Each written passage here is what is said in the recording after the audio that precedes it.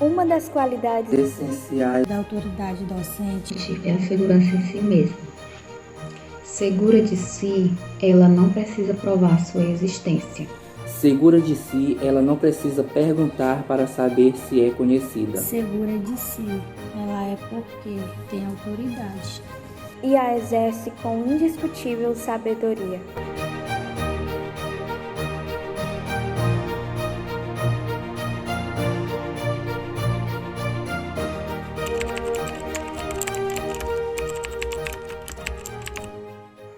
Partindo da ideia de que a autoridade docente precisa ter segurança em si mesmo, tal autoridade não pode ser exercida sem competência profissional. Pois um professor que não leva a sério a sua formação, não estuda e nem se esforça para ser um bom professor, não tem força moral para coordenar uma classe. Com isso, Paulo Freire resume que a incompetência profissional desqualifica a autoridade do professor.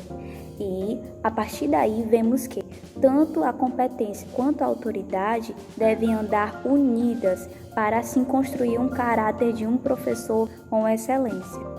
O respeito que é construído através de relações sérias, humildes, forma o caráter do professor muito melhor do que uma autoridade rígida que só manda e não dá espaço para o seu aluno.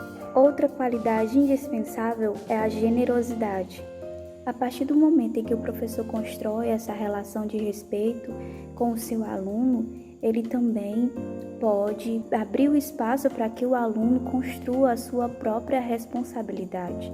O próprio Paulo Freire vai dizer: me movo como educador porque primeiro me movo como gente. Ele diz que pode saber tudo, pode saber biologia, pode saber mexer com a terra, porém ele é gente. E por isso ele defende essa construção de respeito entre o educador e o aluno. O educador não deve apenas querer respeito, mas ele precisa dar o respeito para receber o respeito.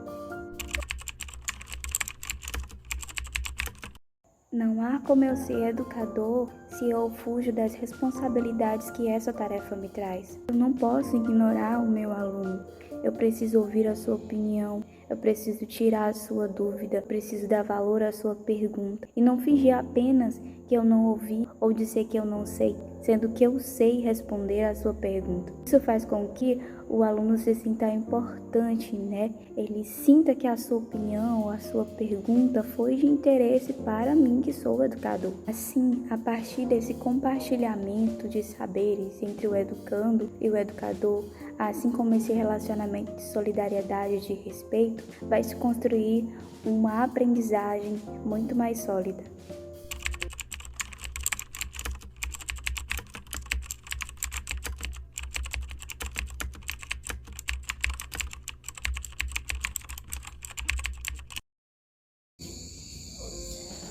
O texto fala da educação, onde todos têm o direito de falar, de ouvir, de opinar, mas muitos não fazem isso.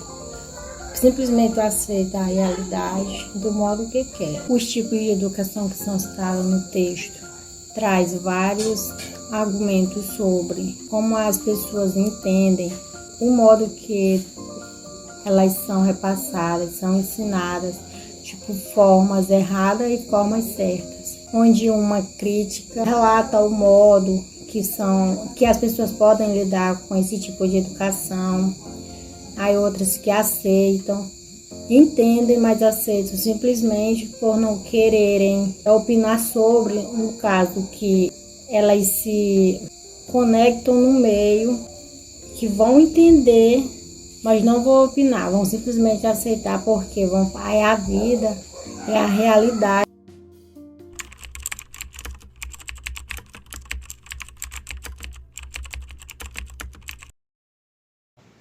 Para Paulo Freire, a tensão entre liberdade e autoridade era um problema.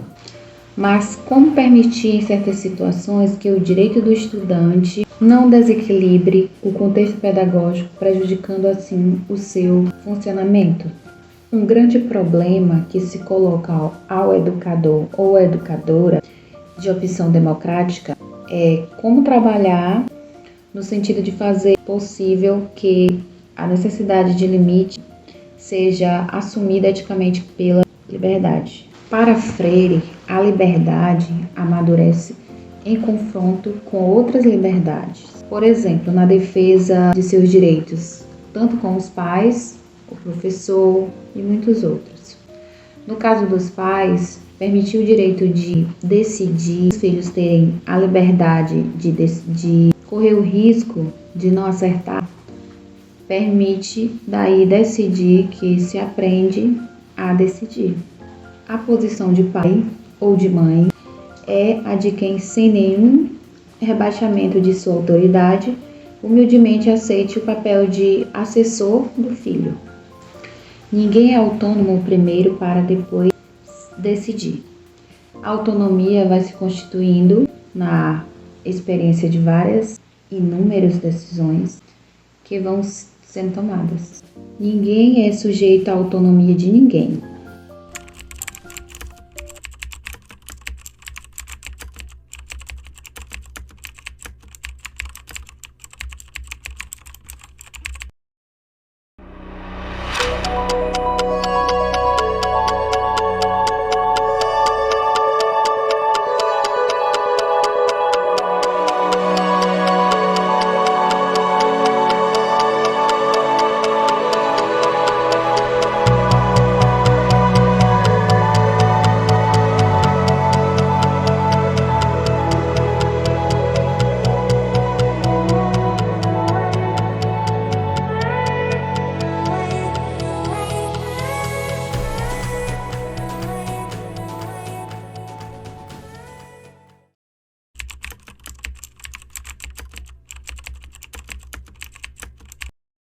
Esse tema é muito importante para a nossa educação e para a nossa carreira como futuros professores.